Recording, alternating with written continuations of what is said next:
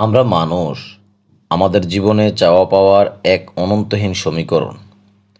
আমরা সুখ চাই, শান্তি চাই, বিপদ থেকে মুক্তি চাই, অসুস্থতা থেকে আরোগ্য চাই, আর গুনাহ থেকে ক্ষমা চাই। এই সব চাওয়ার একমাত্র ঠিকানা হলেন আমাদের রব, আল্লাহ তাআলা। তার কাছে চাইতে আমাদের কোনো দ্বিধা থাকা উচিত নয়, কারণ তিনি নিজেই বলেছেন, তোমরা আমাকে ডাকো, আমি তোমাদের ডাকে সাড়া দেব। সূরা গাফিরের ৬০ নম্বর আয়াত। প্রিয় দিনী ভাই ও বোন, আজকে আমি এই ভিডিওতে আপনাকে শিখিয়ে দিব কখন এবং কিভাবে দোয়া করলে আল্লাহ তাআলা মানুষের দোয়া কবুল করে নেয়। অনেকে আমাকে অনেক কমেন্ট করেন অথবা প্রশ্ন করেন যে আমি এত পরিমাণ দোয়া করে যাচ্ছি, কোনোভাবেই আল্লাহ তাআলা আমার মনের আশা পূরণ করতেছেন না, অথবা আমার দোয়াগুলো কবুল করতেছেন না। আপনাদের জন্য আজকের এই ভিডিওটাই যথেষ্ট ইনশাআল্লাহ। মনোযোগ দিয়ে সম্পূর্ণ ভিডিওটা শেষ পর্যন্ত দেখার জন্য বিশেষভাবে অনুরোধ রইল, এবং এই নিয়মগুলো মেনে যদি আপনি দোয়া করতে পারেন, অবশ্যই আল্লাহ তাআলা আপনার দোয়া কবুল করে নেবেন। আমি যে আয়াতটা বলেছি, এই আয়াতটি আমাদের জন্য কতটা আশার আলো আমি একটু আপনাকে বলি। স্বয়ং আল্লাহ তাআলা আমাদের আহ্বান করেছেন তার কাছে চাইতে, কিন্তু প্রশ্ন হলো আমাদের দোয়া কেন কবুল হয় না? আমরা তো চাই, কিন্তু অনেক সময় সেই চাওয়া পূরণ হয় না কেন? এর কারণ হলো দোয়া কবুলের কিছু শর্ত ও কিছু শ্রেষ্ঠ আমল রয়েছে, যা আমাদের জানা দরকার।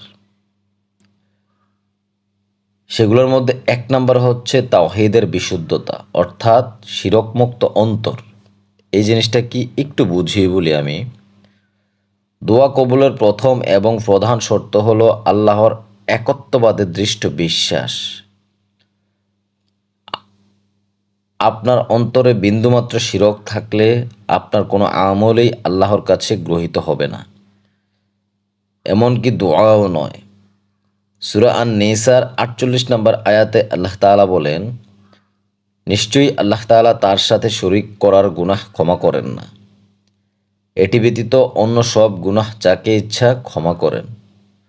অর্থাৎ প্রথম শর্ত হলো আল্লাহ তাআলা এক, তার কোনো শরীক নেই, এই বিশ্বাস রেখে তার কাছে দোয়া করা। দ্বিতীয় নম্বর, হালাল রিজিক। আপনার খাবার, পানীয়, পোশাক এবং আপনার উপার্জন যদি হালাল না হয়, তবে আপনার দোয়া কবুল হওয়ার সম্ভাবনা খুবই কম। কেননা সহিহ মুসলিম শরীফের হাদিসে এসেছে, রাসূল সাল্লাল্লাহু আলাইহি সাল্লাম বলেন, এক ব্যক্তি দীর্ঘ সফর শেষে এলোমেলো চুল ও ধুলোমলিন অবস্থায় হাত তুলে দোয়া করছে, হে আমার রব, হে আমার রব, অথচ তার খাবার হারাম, তার পানীয় হারাম, তার পোশাক হারাম এবং সে হারাম দ্বারাই পরিচালিত। এমত অবস্থায় তার দোয়া কিভাবে কবুল হবে? ৩ নম্বর, আন্তরিকতা ও দৃঢ় বিশ্বাস। দোয়া করার সময় আমাদের মনে পূর্ণ বিশ্বাস থাকতে হবে যে আল্লাহ আমাদের দোয়া শুনছেন এবং তিনি তা কবুল করার ক্ষমতা রাখেন। তিরমিজি শরীফের হাদিস, রাসূল সাল্লাল্লাহু আলাইহি সাল্লাম বলেন, তোমরা এমনভাবে দোয়া করো যে তোমাদের দোয়া কবুল হবে বলে তোমরা বিশ্বাস রাখো, এবং জেনে রাখো যে আল্লাহ তাআলা কোনো গাফেল বা অমনোযোগী অন্তরের দোয়া কবুল করেন না। অর্থাৎ আপনি যে দোয়াটা করবেন এটা কবুল হবেই হবে ইনশাআল্লাহ, এই বিশ্বাস রেখে দোয়া করতে হবে।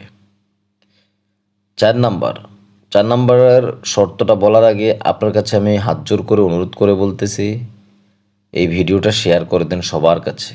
কেননা আপনার মতো অনেকেই আছে যারা অনেক দিন যাবৎ দোয়া করে যাচ্ছে অথবা একটা কিছু চেয়ে যাচ্ছে, আল্লাহ তাআলা তাদেরকে দিচ্ছেন না।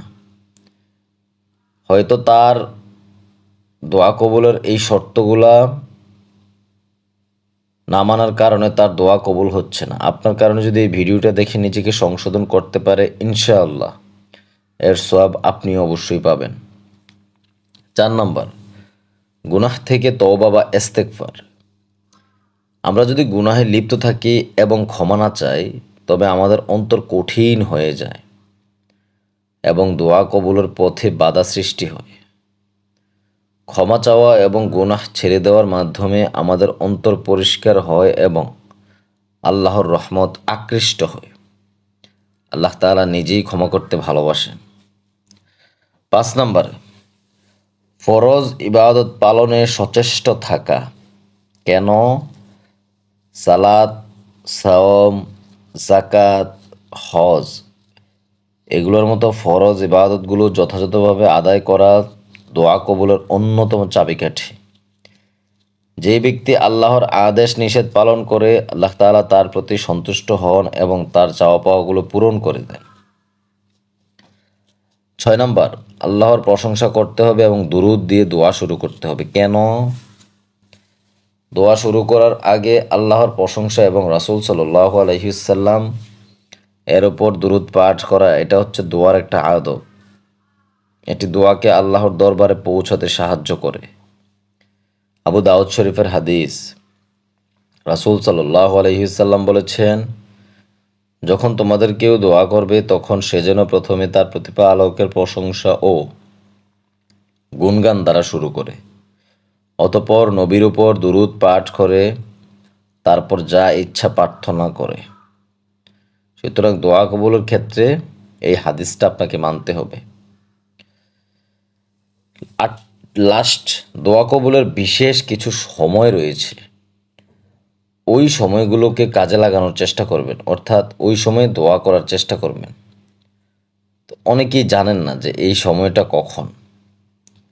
একটু মনোযোগ সহকারে শোনেন। ১ নাম্বার, শেষ রাতে, যখন মানুষ গভীর ঘুমে আচ্ছন্ন থাকে, তখন উঠে তাহাজ্জুদ সালাত আদায় করে দোয়া করেন। কেননা রাসূল সাল্লাল্লাহু আলাইহি সাল্লাম বলেছেন, তোমাদের রব প্রতি রাতের শেষ তৃতীয়াংশে দুনিয়ার আকাশে অবতরণ করেন এবং বলেন, কে আছো আমাকে ডাকবে, আমি তার ডাকে সাড়া দেব। কে আছো আমার কাছে চাইবে, আমি তাকে দেব। কে আছো আমার কাছে ক্ষমা চাইবে, আমি তাকে ক্ষমা করব। বুখারী এবং মুসলিম শরীফের হাদিস। ২য় নাম্বার, আজানের সময় এবং আজান ও একামতের মধ্যবর্তী সময়, এই সময় দোয়া কবুল হয়। ৩ নাম্বার, বৃষ্টির সময়, বৃষ্টির সময় দোয়া করলে আল্লাহ তাআলা সেই দোয়া কবুল করে নেন। ৪ নাম্বার, সেজদারত অবস্থায়। ৫ নাম্বার, জুমার দিনের শেষ প্রহরে, অর্থাৎ আসর থেকে মাগরিবের মধ্যবর্তী সময়। ৭ নাম্বার, জমজমের পানি পান করার সময়, এই সময় দোয়া কবুল করা হয়। সবচেয়ে যেটা গুরুত্বপূর্ণ সেটা হচ্ছে ধৈর্য ধারণ করা।